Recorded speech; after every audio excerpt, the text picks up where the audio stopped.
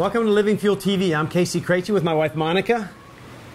So protein, you now know you need more of it, and now you know that you need protein powders also. Now we said we would talk more about this, so today we're going to talk more about it.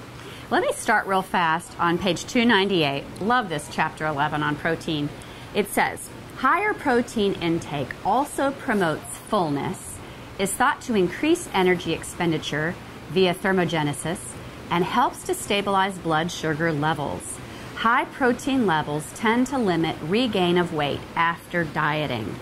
There's so many benefits to higher levels of protein. It is critical. In fact, reading chapter 11 of this book is important if you're an athlete, a dieter, a diabetic, a pregnant or nursing mom, any stage of life. This chapter can really shed some light on some really important health-enhancing subject here for you.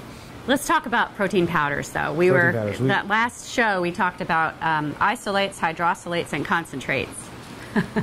So the protein powder subject is so confusing because you can walk into a vitamin store and there is dozens of different brands of protein powders.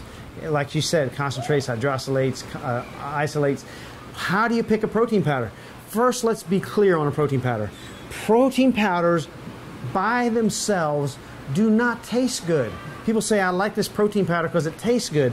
If it tastes good, you need to look into why it tastes good. Now, if you're okay with drinking protein concentrates and you don't have any reactions and you don't snore and you don't feel congested and that sort of thing, maybe that's okay for you. What do you mean protein concentrate? Well, concentrate is the cheapest, say, milk dairy. Protein. Okay. Dairy protein. And it's not just dairy, it's anything that it's a way of deriving protein that is not as expensive as other ways, like isolates and hydrosylates.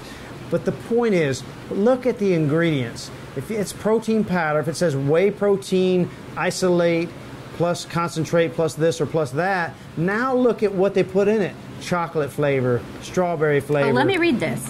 On your page 306, it says, these are the things you should look for, and if it has it on there, probably shouldn't get it. It says no high glycemic carbohydrates like sucrose, fructose, and maltodextrin. No artificial sweeteners like aspartame, known excitotoxin, sucralose, chlorinated sugar, and the acesulfame, which contains the known carcinogen methyl chloride. Now, if a food, protein, or powder or supplement contains these ingredients or contains GMOs, you don't want genetically modified organisms in your protein. You don't want artificial flavors, artificial colors, or preservatives. You're better off not consuming these. You also want to avoid damaged and unhealthy fats, including vegetable oils, all hydrogenated oils, avoid powdered eggs and powdered milk. Now, why should they avoid the powdered eggs and powdered milk real fast? Powdered eggs and powdered milk are used, a process of heat is used to damage the proteins. So you're damaging the egg, you're damaging the milk before you're putting it in. Okay. Right. And so, if you heat or have heated egg white protein, that can be okay, but the whole egg, particularly the delicate fats and things in the yellow of the egg, if it's just whole egg, powdered protein, I would avoid it. All right, so I'll refer back to page 305 of your book, and this is in a nutshell what people need to look for. You say, my preference is an optimized blend of brown rice, yellow pea protein powder with added amino acids, fiber, probiotics, enzymes, vitamin C, and optimized essential amino acids powder. Absolutely. This is the key. The key is you want it as clean as possible. The things that are in there to make it taste good need to be healthy. And the list of things that she read to you, it's really important that you get that list and you read it and understand how to pick your protein powder. Now, any store you go into, if you go to a vitamin center and you go in there may be one or two brands that are acceptable protein sources. That's pretty sad, frankly.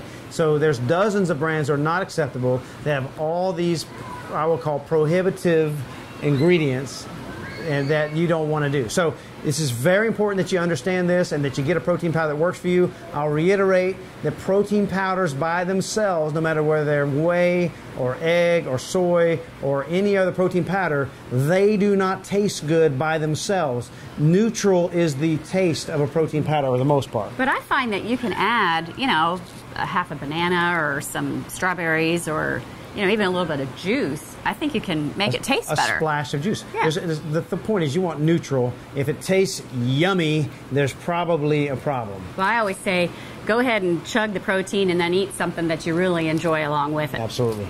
Well, we hope this is helpful to you. God bless you and have a great day.